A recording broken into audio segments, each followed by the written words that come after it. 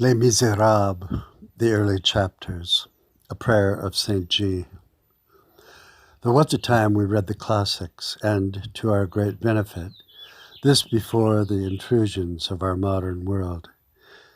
In our time, nothing but chatter addresses the great evils, the poverty of men, women, and children, the corruption of women, which were the buttresses of society, these and the moral ignorance of children, who in times past were taught to know and fear the Lord, all these unsolved. So long as poverty and ignorance exist on earth, books of the nature of Les Miserables cannot fail to be of use. Popularly, we know it as stage and music, but with little personal effect. Published 70 years after the Revolution in France, let us see what it now says to us. That which is said of men often occupies an important place in their lives, and above all in their destinies, as that which they do. So it was of Jean Valjean.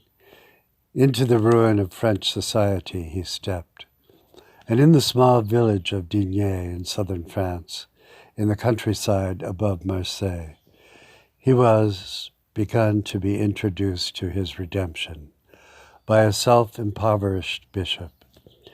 There was much to be redeemed, 19 years' false imprisonment of body, soul, and great bitterness.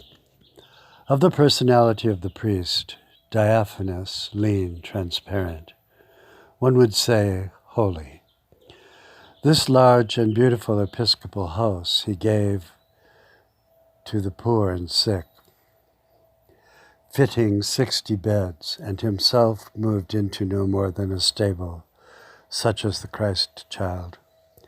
All salary and amenities were given to the poor. The curé journeyed all his days visiting the nearly 400 far-flung villages of his bishopric. He was called by all the people, Monseigneur Bienvenu, Monsignor Welcome. Is this not the title of Jesus, Son of God? The tiny priest invented parables used to abolish ignorance among the uneducated people, the very same eloquence spoken by the Lord. And being himself convinced, he was persuasive, as in these times we are not. He was only tolerably eloquent in preaching, yet in compassion he was superlative, Christ-like. The curé taught them to win paradise as charming and desirable as is the Lord himself. He spoke all tongues of the province. He entered into all hearts, saying also to them, the flesh is a burden and temptation, but when you fall to your knees, which may terminate in prayer. The least possible sin is the law of man, he said. No sin at all is the dream of the angels. All on earth is subject to sin. Sin is a gravitation. And that ignorance is culpable, responsible for the night which it produces. The soul is full of shadow. Guilty too are those who created the shadow. He walked with condemned prisoners to the guillotine, still extant even in the towns, saying, pray, believe, enter into life. The Father is there. Yet when he descended from the scaffold of parted parts, there was something in his look which made the people draw aside to let him pass, a pallor of great sorrow. It was a shock to him to have beheld the guillotine, and it was a long time before he recovered from it. We think of the cross of Calvary. So long as one does not see it with his own eyes, there is a certain indifference. The cross is not neutral and does not permit us to remain neutral. After these occurrences, the bishop spent many succeeding days crushed in his soul, in a violent serenity, terrible and profound, thinking also, death belongs to God alone. By what right do men touch that unknown thing? He would no longer pass by that place in the town. And when he consoled the man who had lost the wife of his love, of the mother who had lost her child, he would say, Think not of that which perishes. Perceive the living light of your well-beloved dead in the depths of heaven. An old man, he slept little, he fasted, he prayed, he worried. He walked naked in the garden the 2 hours before midnight. He visited the poor so long as he had any money. When he no longer had any, he visited the rich. Among the notes to his reading were scattered comments. O you who are called in Ephesians liberty, in Ecclesiastes all-powerful, immensity, in the Psalms wisdom and truth, in St. John light, in the Book of Kings Lord, providence in Exodus, in Leviticus sanctity, justice. Creation called you God, man calls you Father, but Solomon calls you compassion, and that is the most beautiful of all your names. The soul of the curé toward the world dwelt continually in this thought said of Joseph in Egypt toward his brothers. As for you, you devised evil against me, but God meant it unto good, to bring to pass as it is this day, to save many people alive. So that all the devastation he saw lying about could be seen as dry bones seen of Ezekiel, brought again to live in resurrected wholeness. His wealthy penitents and the sainted women of Digne had more than once assessed themselves to raise the money for a new altar for Monsignor's chapel. On each occasion he had taken the money and given it to the poor. The most beautiful of altars, he said, is the soul of an unhappy creature consoled and thanking God. When prompted to grow in his garden salads rather than bouquets, the bishop replied, "You are mistaken. The beautiful is as useful as the useful." And after a pause, more so perhaps. Thus we see what turns of humanity may make their world a bright and happy place. None doors of the house could be locked. This was known, and in streamed night and day the ravaged of the earth. He was a tranquil sort of bravery. When riding a donkey toward the hamlets and villages through ravines and mountains, he went without escort among the territories of the dissolute brigands.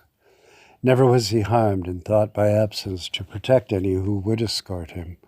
His thought, yes, they may kill me, an old man who passes along mumbling his prayers. Bah, to what purpose? Do not go, you are risking your life, they said. Is that really all, said the priest? I am not in the world to guard my own life, but to guard souls. He became as Robin Hood, for the brigands gave him their loot to him for the poor. He did not fear robbers or murderers, saying, "Those are dangers from without. Let us fear ourselves. Let us think only of that which threatens our soul." In plain speaking, the voice of the curé was very melodious, perhaps of the same happy tenor of our Lord who walked the earth. It was a joy from within, come out in the knowledge and hope of heaven. He deemed this not to be presumptuous, for we are many times told to live in this happiness of our future life. As from ancient times to now, you have chosen to reveal yourself not by vision, but by voice. Did we hear you then and now? Yes, many of the patriarchs and apostles were spoken to by you. They then wrote down your words for us. And most remarkably, Moses recorded all of sacred history from creation until his day, probably 10,000 years of human life. Even now does the Holy Spirit speak to us, though no sound waves are made. These conversations from us to you and you to us are perhaps the most mysterious manifestations in all our life, including even the conscience of the unbeliever. And all that is immaculate and inaccessible comes to us in splendorous wisdom. Love forms a part of wisdom, blossoming as it does from the dregs of the people. We have badly guarded souls. So many adventurers twine and untwine their lives, showed dilapidated but still in flower. Such is the circum-American life that we are living. It is a perfect delirium, madly pretty, with the spirit of a young female fawn. We are capricious, compulsive. Yet each receives an office from you to live his life. Beneath these awkward lives can be divined a statue, and in that statue a soul. Each has a style in the form of the ideal. Rhythm is its movement. There is an innocence floating high over our faults, but it rarely comes down. Nevertheless, you impute it to us as from your Son. If we were to try to style the style of this precious melodious curé of the countryside of France, and perhaps in years that were simpler than ours, the day would be composed of dawn from one end to the other, nature laughing, to it flock a bohemia of butterflies, bees pillaging the jasmines in this community of paradise. Mingled with the sun, the fields, the flowers, the trees were resplendent. All was fresh, wild, without malice, receiving the kisses of all, the brilliance of an apotheosis. Adorations burst forth to his eyes in flame, and all his soul did come to a fame of living love, living loud. His was liberty incarnate. His everything was radiant. We know this story. In it the priest diminishes while Jean Valjean moves from intense bitterness to heroic dimensions. Among the greatest novels of all time, it is our story too, each of us. For were we not wretched, dispossessed, poor and miserable, we have only to draw upon the innocence implanted in us, to rise up, to see the Lord, and to come to love you. Amen.